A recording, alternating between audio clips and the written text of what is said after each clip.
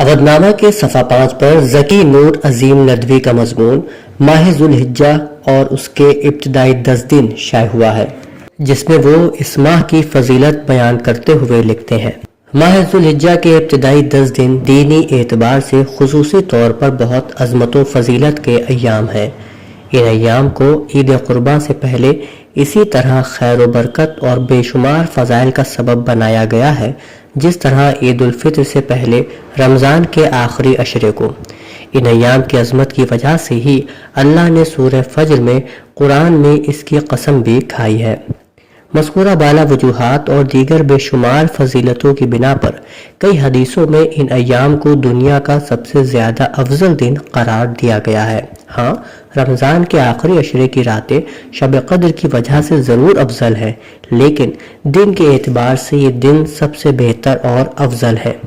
یہاں تک کہ بیشتر علماء نے دن کے اعتبار سے ان ایام کو رمضان کے دنوں سے بھی زیادہ افضل قرار دیا ہے، اور حدیث سے بھی اس کی تائید ہوتی ہے جس میں ان ایام کو دنیا کے سب سے عظیم ایام قرار دیا گیا ہے۔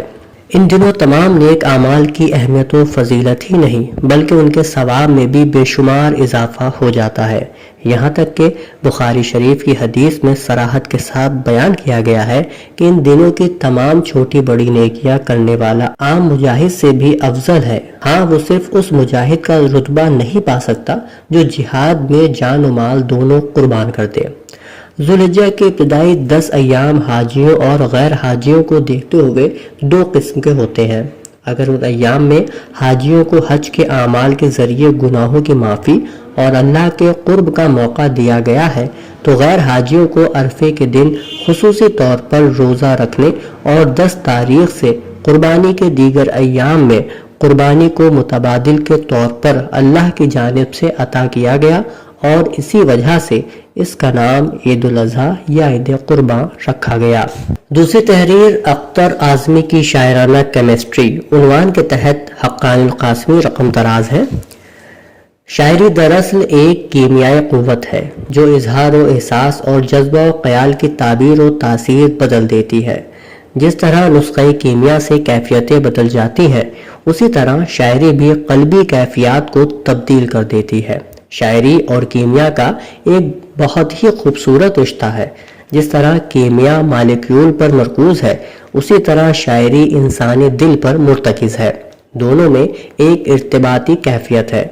سائنس اور جمالیات کا یہی وہ تعلق ہے جس کی وجہ سے شاعری کی تجربہ گاہ اور سائنس کی لیبارٹری میں بہت حد تک ہم آہنگی ملتی ہے۔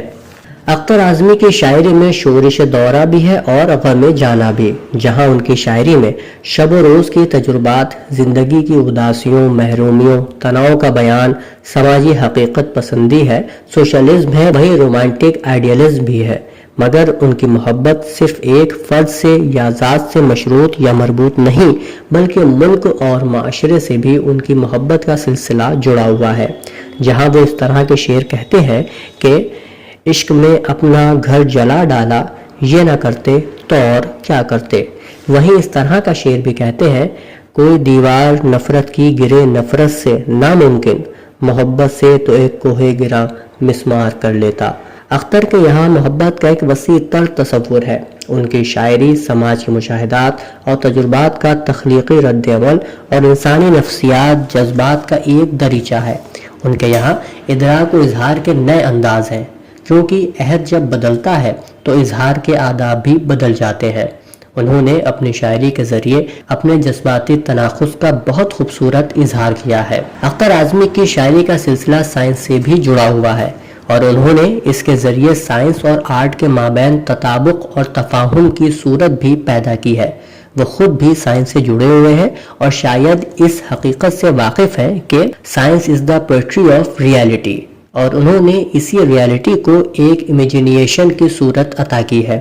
انہی کا یہ شعر ہے: منحصر ہے فضا پہ رنگ حیات، جانتا ہوں میں کیمیا کیا ہے، یا پھر پوچھئے کیمیا سے اختر کی، آخر اس درد کی دوا کیا ہے۔ اس کے علاوہ انہوں نے سائنس کے طالب علموں کے لیے منظوم کیمسٹری کا تجربہ بھی کیا ہے اور کیمیا اصطلاحات کو شعری پیکر عطا کیا ہے۔ وہ کہتے ہیں: HCNRNA आ न जाए साइड में, हमको रहना होगा केमिस्ट्री की गाइड में। मैं हूँ डाई इथिल ईथर, तू है एसीटोन, तू कैसे एंजाइम बने और मैं हार्मोन। इसी तरह की शायरी से साइंसी ज़ौक़ भी परवान चढ़ता है और इजहारी सलाहियत में भी क़ुव्वत और कशिश पैदा होती है। इसके अलावा गुलशन अंसारी का अफसाना मौत का सच और सायका क़यास का अफसाना दोस्ती का तोहफा भी इसी सफ़े पर मौजूद है। अवधनामा में शाये मज़ामीन को मुकम्मल तौर पर पढ़ने के लिए अवधनामा की वेबसाइट www.awadhnama.com पर विजिट करें और ई पेपर पर क्लिक करें।